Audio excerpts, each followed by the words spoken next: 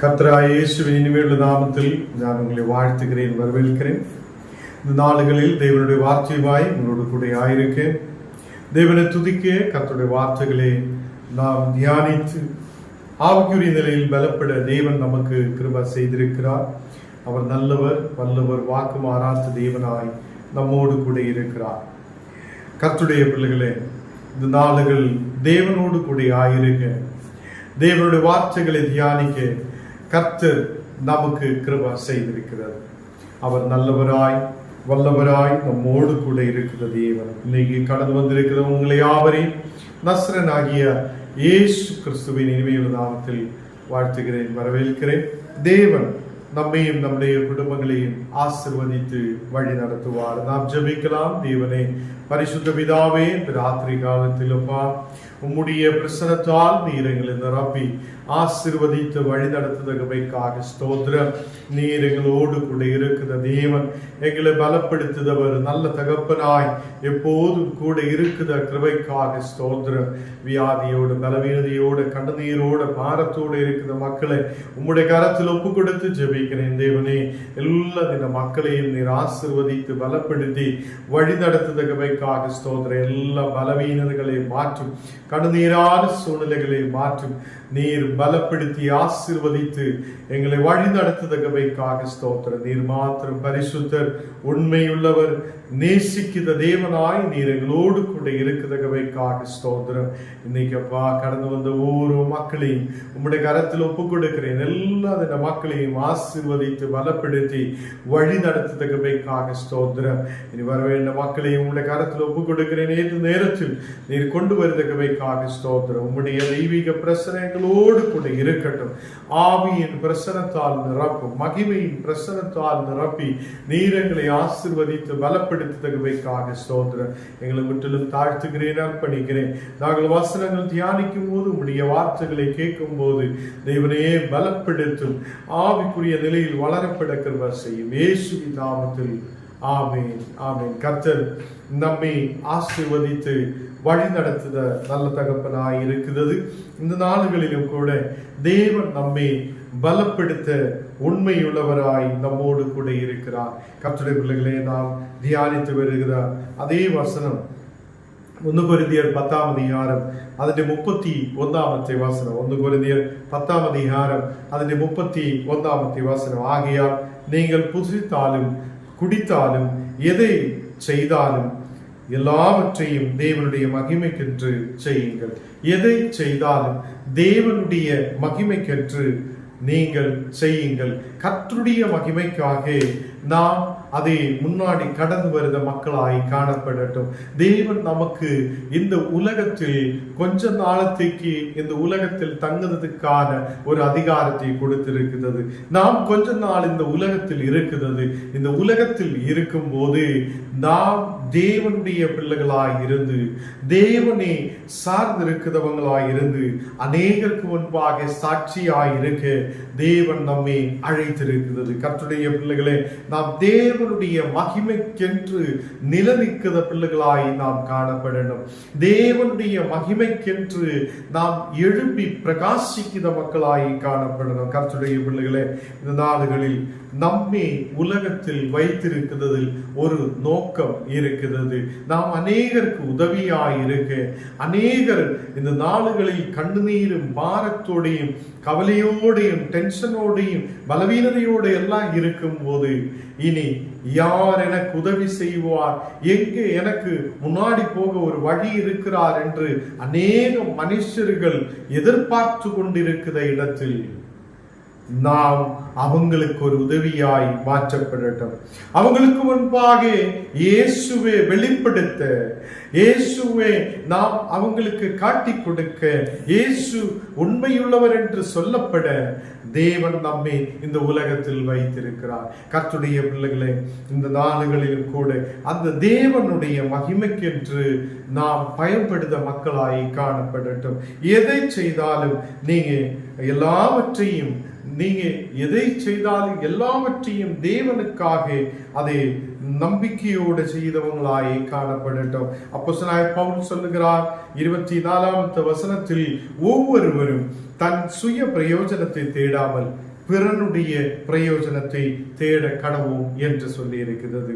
நாம் நமக்காக அதை ஏதோ நன்மை உண்டாகட்டும், நாம் ஆசீர்வதிக்கப்படட்டும், நாம் மட்டும் நல்லா இருந்தா போதும் என்று நினைக்கிற மக்களாய் அல்ல, நமக்கு கிடைத்த இந்த சந்தோஷத்தை நாம் பிறனுக்கும் சொல்லுத மக்களாய் காணப்படணும். நமக்கு கிடைத்த இந்த வெற்றி, நமக்கு கிடைத்த இந்த விடுதல், நாம் அதை பிறனுக்கும் சொல்லுத மக்களாய் காணப்படணும். இயேசு என்னை குணமாக்கி இருக்கிறது என்றும், இயேசு இன்றைக்கும் என்னை விடுவித்திருக்கிறார் என்றும், இயேசு என்னுடைய ஜெபத்தை கேட்டிருக்கிறார் என்றும், அவர் என் தேவைகளை சந்தித்திருக்கிறார் என்றும், அவர் இந்த நாளுகளில் நாங்கள் ஜெபிக்கும் போது எங்கள் மத்தியில் இறங்கி என்னை தொட்டிருக்கிறார், விடுதலை பெற்று கொண்டிருக்கிறார் என்று நாம் பிறனுக்கு சொல்லுத மக்களாய் காணப்படணும். நாம் இந்த நாளுகளில் நம்முடைய பிரயோஜனங்களை தேடுத மக்களாய் அல்ல, நம்முடைய பிரயோஜனங்களை தேடாமல் நாம் பிறனுடைய பிரயோஜனங்களை தேடுத மக்களாய் நாம் காணப்படட்டும். கர்த்தருடைய பிள்ளைகளே, இங்கே அப்போஸ்தலனாகிய பவுல் போன நாளுகளில் நாம் இந்த வசனத்தை வாசித்து கேட்டிருக்கிறார். அப்போஸ்தலனாகிய பவுல் சொல்லுகிறார், கடையிலே விற்கப்படுத எதையும் வாங்கி புசியுங்கள். கடையிலே விற்கப்படுத எதையும் வாங்கி புசியுங்கள். அப்போ அதுக்கு ஏன் இங்கே வசனத்தில் இப்படி சொல்ல வேண்டும்? ஏன் இங்கே இப்படி சொல்லி இருக்கிறான்? கடையிலிருந்து வாங்கி சாப்பிடுங்க, பிரச்சனை இல்லைன்னு ஏன் சொல்லி இருக்கிறான்? அங்கதான் ஒரு பெரிய விஷயம் இருக்கிறது, மனசாட்சி. அங்கே அப்போஸ்தலனாகிய பவுல் எடுத்து சொல்ல விரும்புவது, உன் மனசாட்சி நிமித்தம் நீங்க எதையும் விசாரிக்க வேண்டியது இல்லை. சில பேர் இந்த நாடுகளில் ஒரு சந்தோஷம் கிடைக்கும் என்று சொல்லி சில வழியிலேக்கு கடந்து செல்லுகிறார். இல்லை என்றால் அவங்க ஒரு பெரிய மாலுக்கு கடந்து செல்லலாம். அங்கே எல்லாம் தேடி பார்க்கிறார், ஏதாவது ஒரு எனக்கு ஒரு யூஸாய ஏதாவது இருக்குமா என்று சொல்லி தேடுகிறார். ஏதோ ஒன்று கிடைக்கும் போது ஒரு பெரிய சந்தோஷம்.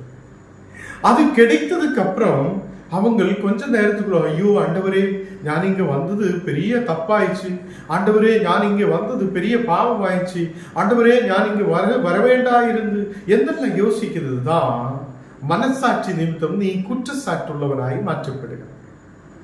நீ போனது தவறில்லை, நீ அங்க போய் ஏதோ உனக்காக பொருள் வாங்கியது பிரச்சனை இல்லை, எல்லாம் வாங்கி வெளியில் இறங்கியதுக்கு அப்புறம், ஓ நான் இங்க வரவேண்டாயிரு, நான் எதுக்காக இங்கு வந்திருக்கிறார், ஏன் இது வாங்கி இருக்கிறார், என்னுடைய நேரத்தை வீணாக்கி இருக்கிறேன் என்றெல்லாம் சொல்லுது தான் மனசாட்சி நிமித்தம் குற்றச்சாட்டுள்ளவராய் மாற்றப்படுகிறார். இந்த மாதிரி உள்ள விசுவாசம் நமக்கு இருக்கக்கூடாது. கர்த்தருடைய பிள்ளைகளே, கடையில் இருந்து விற்கப்படுத எதையும் நீங்க வாங்கி சாப்பிடலாம். மனசாட்சி நிமித்தம் நீங்க எதையும் விசாரிக்க வேண்டியது இல்லை. உங்க மனசாட்சி நிமித்தம், ஐயோ இது குற்றமாகுமா, குறையாகுமா, ஏதாவது பிரச்சனை ஆகுமா, இப்படி மனசாட்சி நிமித்தம் நீ எதையும் அங்கே யோசிக்க வேண்டியது இல்லை என்று சொல்லப்படுகிறார். பூமியும் அதன் நிறமும் கர்த்தருடையது என்று சொல்லப்படுகிறது. பூமியும் அதன் நிறமும் தேவனுடையதாய் இருக்கிறது. கர்த்தருடைய பிள்ளைகளே, இந்த நாடுகளில் 1 கொரிந்தியர் 10ஆம் அதிகாரம் அதிന്റെ 30ஆமத்து வசனம் நான் வாசிக்கும் போது, 1 கொரிந்தியர் 10 அதிന്റെ 30ஆமത്തെ வசனம் வாசிக்கும் போது, மேலும் ஞான் அதை ஸ்தோத்திரத்தோடு அனுபவித்தான், ஸ்தோத்தரித்து அனுபவிக்கிற பொருளை குறித்து நான் தூசிக்கப்படுவானே. இங்கே அப்போஸ்தலனாகிய பவுல் சொல்லுகிறார், மேலும் ஞான் அதை ஸ்தோத்திரத்தோடு அனுபவித்தால் அந்த ஸ்தோத்தரித்து அனுபவிக்கிற அந்த பொருளை குறித்து தூசிக்கப்படுவானே என்று சொல்லுகிறார். ஏன் இப்போ அங்கே அப்போஸ்தலனாகிய பவுல் அப்படி சொல்லணும்? ஸ்தோத்தரித்து ஆசீர்வதித்து ஜபித்து நான் சாப்பிட்டால் அது நல்லது தானே என்று நாம் யோசிக்கும். கர்த்தருடைய பிள்ளைகளே, அப்போஸ்தலனாகிய பவுல் சொல்லுற விஷயம் என்ன? நாம் ஸ்தோத்தரித்து அனுபவித்தாலும், நாம் ஸ்தோத்தரித்து அனுபவிக்கிற அந்த பொருளை குறித்து நான் தூசிக்கப்படுவானாய் மாற்றப்படும், தூசிக்கப்படுவானே என்று சொல்லுகிறார். இங்கு ஒருவன் உங்கள்கிட்ட வந்து சொல்லுகிறார், இது விக்கிரகங்களுக்கு படைத்ததான ஒரு விஷயம். திடீர்னு ஆண்டவரே இதையெல்லாம் ஆசீர்வதிங்க, இதை நான் சாப்பிடுவதற்காக எடுக்கிறேன், இதை பரிசுத்தப்படுத்துங்க என்று சொல்லி நாம் சாப்பிடலாம். அப்போஸ்தலனாகிய பவுல் சொல்லுகிறார், அப்படி நீ செய்யக்கூடாது. ஏன்? உனக்கு முன்பாக ஒருத்தன் வந்து சொல்லி இருக்கிறார், இது தவறு, இது எங்கே இருந்தோ உனக்கு அது கிடைத்திருக்கிறார், உனக்கு தெரியாது, யாரும் சொல்லியதில்லை, நாம் சோத்தரித்து சாப்பிட்டு இருக்கிறார், எதுவும் பிரச்சனை இல்லை. பட் நீ உட்கார்ந்து சாப்பிடுறதுக்காக உட்காரும் போது ஒருவன் வந்து உனக்கிட்ட சொல்லுகிறார், இது விக்கிரகங்களுக்கு படைத்ததாய் இருக்குது. திடீர்னு அப்போஸ்தலனாகிய பவுல் அங்க சொல்லுகிறார், நீ அவன் சொல்லியதினாலே, நீ அதை உணர்ந்ததினாலே நீ அது சாப்பிடக்கூடாது, நீ அங்கே இருந்து எழும்ப வேண்டும். அது நாம் ஸ்தோத்தரித்து அதை ஜெபித்து அதை நாம் அனுபவித்தால், ஸ்தோத்தரித்து அனுபவிக்கிற பொருளை குறித்து தூசிக்கப்படும். ஏனென்றால் அந்த தம்பி நம்ம கிட்ட சொல்லி இருக்குது, இது தவறான விஷயம், இது நீங்க சாப்பிடக்கூடாது, ஏனென்றால் அது படைத்திருக்கிறார், விக்கிரகங்களுக்கு படைக்கப்பட்டிருக்கிறார். இது தெரிந்தும் அவங்களுக்கு முன்பாக அவங்க பார்த்துட்டே இருக்கும் போது நாம் ஸ்தோத்தரித்து இல்ல நான் சாப்பிடுன்னு சொல்லியா, அவனுடைய விசுவாசத்துக்கு அது கெடுதியாய் இருக்கும். உனக்கு பிரச்சனை இல்லை, பட் நாம் தூசிக்கப்படும். அவங்க அநேகரோடு சொல்லு, இவன் சரியில்லை, இவன் சரியில்லை, இவன் சரியில்லைன்னு சொல்ல ஆரம்பிக்கும். இப்படிதான் நமக்கு வேறையும் தவறுகள் நம் வாழ்க்கையில் வரும்போது அந்த தவறுகள் அநேகர் நம்மை பார்த்து அநேகரோடு சொல்ல ஆரம்பிக்கும், இவன் இப்படி இருக்கிறார், இவனுக்கு இந்த தவறு இருக்கிறார். அப்போ நாம் அவனே அதை பாவத்திலேக்கு தள்ளிவிடுத மக்களாய் காணப்படும். நாம் அந்த இடத்தில் அதை தவறுகள் இருக்கிறவனை பார்க்கும் போது அநேகரோடு சொல்லும், இவன் சரியில்லை, சரியில்லை, சரியில்லைன்னு சொல்ல ஆரம்பிக்கும். அங்கே தூசிக்கப்படுதவனாய் மாற்றப்படும். இங்கே அவர் சொல்லுகிறது, சாப்பாடு, நாம் சாப்பாடுக்காக உட்காரும் போது, நாம் ஒரு இடத்தில் நம்மை யாராவது கூப்பிடும் போது, நாம் அங்கே போய் உட்காரும் போது, இந்த பொருள் அது எங்கேயோ விக்கிரகங்களுக்கு அதை அங்கே படைக்கப்பட்டது என்று சொல்லப்பட்டால், நீ உடனே அங்கே அது சாப்பிடக்கூடாது, அங்கே இருந்து எழும்ப வேண்டும் என்று சொல்லப்படுகிறார். இல்லை, நான் ஆவிக்குரிய பிள்ளை, ഞാൻ ജപിക്കും, ഞാൻ நல்லபடி செய்யும், எனக்கு அதனால பிரச்சனை இல்லை என்று சொல்லி ஜபிச்சிட்டு சாப்பிட்டால் நீ தூசிக்கப்படுதவனாய் மாற்றப்படும். ஏனென்றால் அது அங்கே வேறொருத்தன் உனக்கு உணர்த்தி இருக்கிறார், வந்து சொல்லி இருக்கிறது, இது இந்த பொருள் இப்படிப்பட்டது. வேறையும் மக்கள் அது கேட்டுட்டு இருக்குது. இப்படி இருக்கும்போது நீ அதை ஸ்தோத்திரத்தோட சாப்பிட்டாலும் அந்த ஸ்தோத்தரித்து அனுபவிக்கிற பொருளை குறித்து அதை நான் தூசிக்கப்படுவானே என்று அப்போஸ்தலனாகிய பவுல் சொல்லப்படுகிறார். 29வது வசனத்தில் சொல்லுகிறார், உங்களுடைய மனசாட்சி நிமித்தம் நான் இப்படி சொல்லாமல் மற்றுள்ளவருடைய மனசாட்சியை குறித்து சொல்லுகிறேன். என் சுயாதீனம் மற்றுள்ளவருடைய மனசாட்சியினே குற்றமாய் எண்ணப்படுவது என்ன? என்னுடைய சுயாதீனம் மற்றுள்ளவருடைய மனசாட்சியினாலே குற்றமாய் எண்ணப்படுவது என்ன?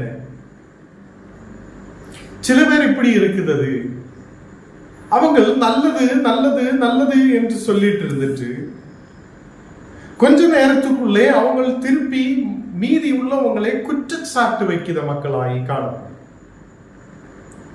இப்போ இங்க சொல்லுகிறார் அப்போஸ்தலனாகிய பவுல் 29 சொல்லுவது என்ன?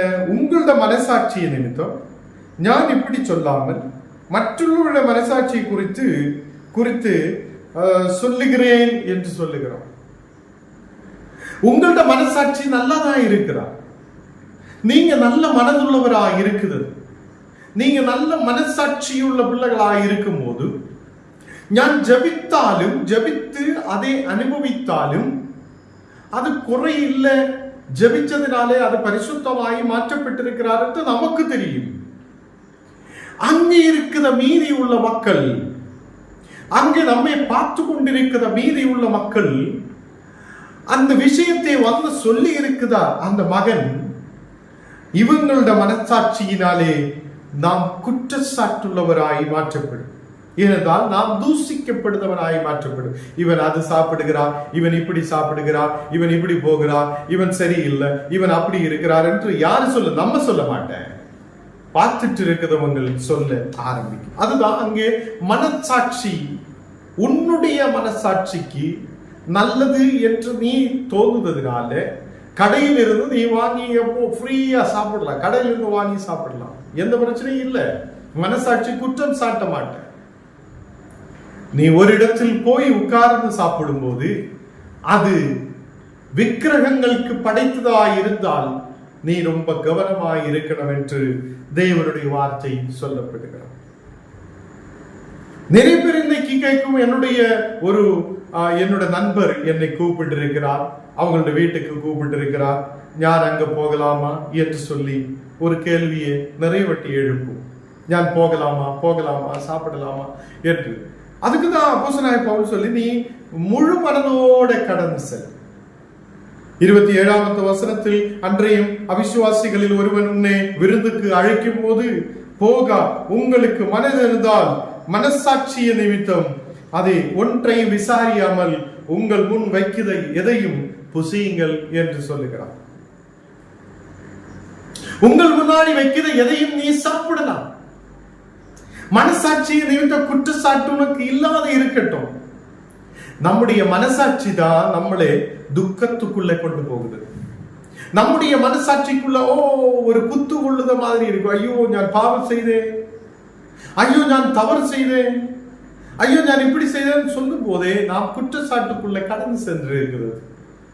அவிசுவாசியோட கூட உட்கார்ந்து இருக்கேன் என்று சொல்லி நாம் பயப்பட்டுட்டே குற்றச்சாட்டுள்ளவராய் மாற்றப்படக்கூடாது. அவிசுவாசியான ஒருவன் கூப்பிட்டால் சந்தோஷத்தோட போக, அவனுடைய விருந்துக்கு நீ அழைக்கப்படும் போது நீ சந்தோஷத்தோட அங்கு போகலாம். உங்களுக்கு மனது இருந்தால் மனசாட்சி நிமித்தம் ஒன்றையும் விசாரிக்க கூடாது. ஒன்றையும் விசாரியாமல் நீங்க அவன் கொடுக்குத சாப்பாடை நீங்க சாப்பிடலாம். ஹல்லேலூயா. கர்த்தருடைய பிள்ளைகளே, இந்த நாடுகளில் நமக்கு எல்லாருக்கும் ஒரு பயம். நாம் எங்க போனோம், எங்க சாப்பிடணும், எப்படி வாழணும், இப்படி ஒரு பயம் நமக்குள்ள இருக்குது. இன்னைக்கு அநேகர் பயத்துக்குள்ள வாழ்ந்து கொண்டிருக்கிறது. மனசு திருப்தி இல்லை. மனசாட்சிக்குள்ள எப்போதும் ரொம்ப வேவலாதி. ഞാൻ தவறில் இருக்குதா, ഞാൻ கஷ்டத்தில் இருக்குதா, ഞാൻ பலவீனது இருக்குதா, ഞാൻ ஏதோ பொய் சொல்லியாச்சு, ஐயோ நான் அப்படி செய்ய இப்படி ஒரு தவறுக்குள்ளதான் நம்முடைய மனசாட்சி போய் விடுகிறார். கர்த்தருடைய பிள்ளைகளே, நாம் எப்படி இருக்க வேண்டும் என்று இங்கே அப்போஸ்தலனாகிய பவுல் சொல்லுகிறார். நீங்க அவிசுவாசியுடைய இடத்தில் கடந்து செல்லும் போதும், நீ அவனுடைய விருந்துக்கு போகும் போதும், நீ உன் மனசாட்சிக்குள்ள ஐயோ நான் ஆண்டவர் இல்லாத இடத்தில் வந்திருக்கிறேன், எப்படி செய்யும், எப்படி போகும், எப்படி வரும், இப்படி உள்ள கவலை உனக்கு தேவையில்லை என்று அங்க சொல்லுகிறார். நிறைய பேர் இப்படி இருக்கிறார். ஐயோ சில பேர் கூப்பிட்டா உடனே நான் போனோமா, நான் விசுவாசியா இருக்குது, நான் பரிசுத்தவானா இருக்குது, நான் எப்படி அந்த வீட்டுக்குள்ள கடந்து செல்லும், இப்படி எல்லாம் பயம் இருக்கிற மக்கள் இருக்குதா? நீ ஒரே ஒரு விஷயம்தான் நீ கவனிக்க வேண்டும் என்று அப்போஸ்தலனாகிய பவுல் சொல்லுகிறது. விக்கிரகங்களுக்கு படைத்ததான சாப்பாடு அங்கே இருக்குது என்றால் நீ அங்கே இருந்து எழும்ப வேண்டும், அங்கே உட்கார்ந்து சாப்பிடக்கூடாது. இது நிச்சயமாக அது ஒருவன் வந்து உனக்கு அறிவித்தால், யாராவது வந்து அறிவித்தால், அது இது சரியில்லை என்று அறிவித்தால் நீ அதை சாப்பிடக்கூடாது. நீ அங்கே இருந்து எழும்ப வேண்டும். ஏனென்றால் பூமியும் அதன் நிறமும் கர்த்தருடையதாய் இருக்கிறது என்று அப்போஸ்தலனாகிய பவுல் சொல்லுகிறார். பூமியும் அதன் நிறமும் கர்த்தருடையதாய் இருக்கிறது. கர்த்தருடைய பிள்ளைகளே, அநேக மக்களுக்குள்ள இன்னைக்கு பயம், நடுக்கம். நான் என்ன செய்யணும், நான் எப்படி போனோம், நான் எப்படி இருக்கணும், நான் எப்படி முன்னாடி போனோம் என்று சொல்லி பயத்தோட நடுக்கத்தோட காணப்படுகிறது. இதனால சரீர பலவீனங்கள் உருவாகும். இதனால வியாதிகள் நம்மை பிடிக்கிறார். இதனால ரொம்ப டென்ஷனுக்குள்ள போய் சில பேருடைய புத்தியே வேலை செய்யாமல் இருக்குதா நிறைய பேர். கர்த்தருடைய பிள்ளைகளே, நாம் பரிசுத்தத்தோட வாழணும். இது கர்த்தர் விரும்புத விஷயம். அப்போது நாம் மனிதனாய் இருக்கும் போது ஒரு அவிசுவாசியான ஒருவன் நம்மை கூப்பிடும் போது, இல்லடா நான் வரமாட்டேன், நீ அவிசுவாசியா இருக்கிறான், நான் பரிசுத்தவானா இருக்கிறான், உண்ட வீட்டுக்குள்ள நான் ஏற மாட்டேன் என்று சொல்றவன் கர்த்தருடைய பிள்ளை அல்ல. நாம் மனிதனை நேசிக்கிறவங்களாய் காணப்படணும். நாம் கர்த்தருடைய பிள்ளைகளாய் காணப்படணும். தேவனுடைய அன்பை வெளிப்படுத்துறவங்களாய் காணப்படணும். எப்போது குறை சொல்லி குறை சொல்லி குறை சொல்லி குறை சொல்லி வாழ்ந்த கிறிஸ்தவனாய் நாம் மாற்றப்படக்கூடாது. நிறைய பேர் ஒரு ஆளை பார்த்த உடனே அவன் குறைகளை சொல்லும். நீ அப்படி இருக்கிறார், இப்படி இருக்கிறார், அது செய்கிறார், இது செய்கிறார் சொல்லும் போது அவன் பின்ன தேவனை தேட வரமாட்டேன். அவன் பயந்து அப்படியே போய்விடுவான். அவன் கர்த்தரை ஆராதிக்க வரமாட்டான். இந்த நாடுகளில் அவனை உணர்த்துவது பரிசுத்த ஆவி. பரிசுத்த ஆவி அவனை உணர்த்தும். தேவன் அவனுக்கிட்ட பேசும்.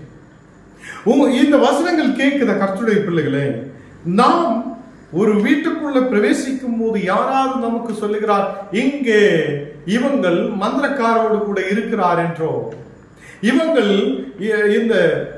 இந்த சாப்பாடு விக்கிரங்களுக்கு படைத்திருக்கிறார் என்றோ நம்மகிட்ட சொல்லும் போது நாம் எச்சரிக்கையாய் இருக்க வேண்டும் என்று சொல்லுகிறார். அது அப்போஸ்தலனாகிய பவுல் சொல்லுகிறது, நீங்க 2 பந்தியில் ஒரே நேரத்தில் இருக்க முடியாது. நீங்க கர்த்தருடைய போஜன பந்தியில் இருக்கிற மக்கள் என்றால் நீங்க பேய்களுடைய போஜன பந்தியில் போய் உட்கார முடியாது. அப்போ ஞானம் நீங்களும் எங்க உட்காரணும்? எப்போதுமே கர்த்தருடைய போஜன பந்தியில் இருக்கிற மக்களாகி நாம் காணப்படும்.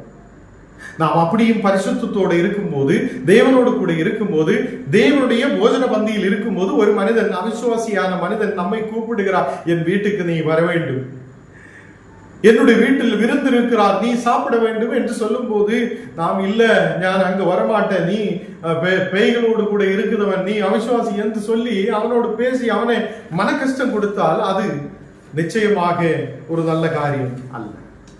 கர்த்தருடைய பிள்ளைகளே, அப்படி ஒருவன் கூப்பிடும் போது நாம் நிச்சயமாக அங்கு கடந்து சென்று அவனோடு கூடிய அந்த போஜனத்தில் உட்காரலாம், நாம் சாப்பிடலாம். அதே நேரத்தில் விக்கிரகங்களுக்கு படைத்தது என்றால் நாம் அதை சாப்பிடாமல் எழும்பி புறப்பட வேண்டும் என்று தேவன் சொல்லி இருக்கிறது. ஏனென்றால் அங்கு நிற்கிற மக்கள், அந்த சொல்லி இருக்கிற நமக்கு இந்த விஷயத்தை சொல்லி இருக்கிற மக்கள், அவங்கள் முன்னாடி நீ ஸ்தோத்திரத்தோட இது அனுபவித்தால் அந்த ஸ்தோத்தரித்து அனுபவிக்கிற பொருளை குறித்து நீ தூஷிக்கப்படுதவனாய் மாற்றப்படும். கர்த்தருடைய பிள்ளைகளே, நாம் எதை செய்தாலும் தேவனுடைய நாமத்துக்கு என்று சொல்லி செய்யுங்கள். நாம் எதை செய்தாலும் தேவனுடைய நாமத்துக்கு என்று சொல்லி செய்யுங்கள்.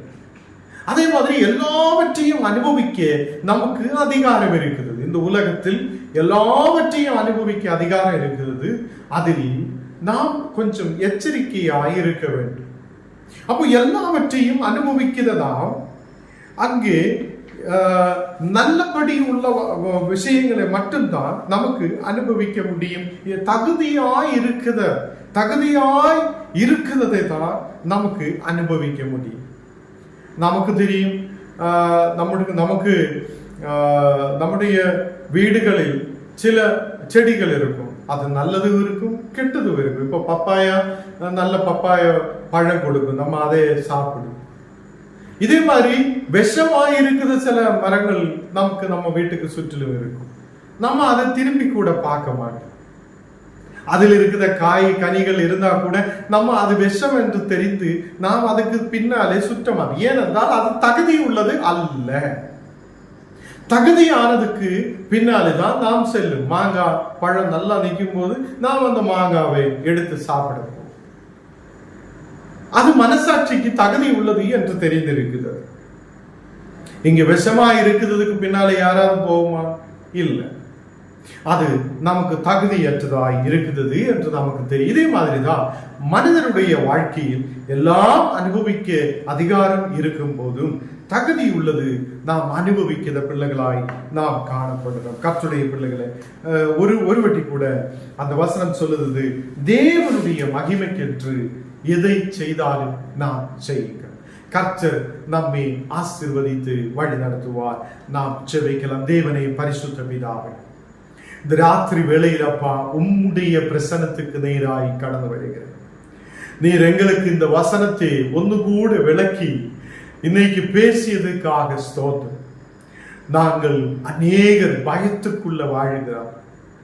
நான் போகுத வழி சரியா, நான் நிற்குத வழி சரியா, நான் பேசுறது சரியா, நான் யோசிக்கிறது சரியா, நான் சாப்பிடுறது சரியா என்றெல்லாம் சொல்லி பயத்தோடு நடுக்கத்தோடு இருக்கிற மக்கள், மனசாட்சி நிமித்தம் கஷ்டப்படுது அநேக ஆயிரம் மக்கள். கர்த்தருடைய பிள்ளைகளே, இந்த நாடுகளில் தேவன் நம்மோடு கூட பேசுகிறது. அவர் நம்மை தகுதிப்படுத்தி இருக்கிற தேவன், அவர் நம்மை பரிசுத்தப்படுத்தி இருக்கிற தேவன். நாம் அவருக்கென்று சொல்லி அவருடைய போஜன பந்தியில் உட்கார்ந்த மக்களாய் நாம் காணப்படுகிறது. கால்வரி சிலுவையின் இரத்தத்தால் இயேசு நம்மை பரிசுத்தப்படுத்தி இருக்கிறது. தேவனே, இந்த நாடுகளில் அப்பா இந்த ஊழியத்தை தாழ்ந்த அநேக மக்கள் உண்டு. ஆண்டவரே, அந்த மக்களுக்காக நாங்கள் ஜெபிக்கிறேன். விசேஷமாக சைதன்யா சிஸ்டருக்காக ஜெபிக்கிறேன், அவங்களுடைய குடும்பத்துக்காக ஜெபிக்கிறேன். இந்த நாடுகளில் இந்த மக்கள் கொடுத்திருக்கிற காணிக்கைகளுக்காக ஸ்தோத்திரம். தேவனே, இந்த மக்களையும் குடும்பத்தையும் ஆசீர்வதித்து நீர் வழி நடத்துவதற்காக ஸ்தோத்திரம். இந்த மக்கள் செய்த ஒவ்வொரு வேலைகளிலும் ஆசீர்வாதம் உண்டாகட்டும். இனியும் எல்லா மாதத்திலும் இந்த மக்களுக்கு கொடுக்க நல்ல நிறைவான ஆசீர்வாதத்தை நீர் கொடுத்து ஆசீர்வதிக்கதற்காக ஸ்தோத்திரம்.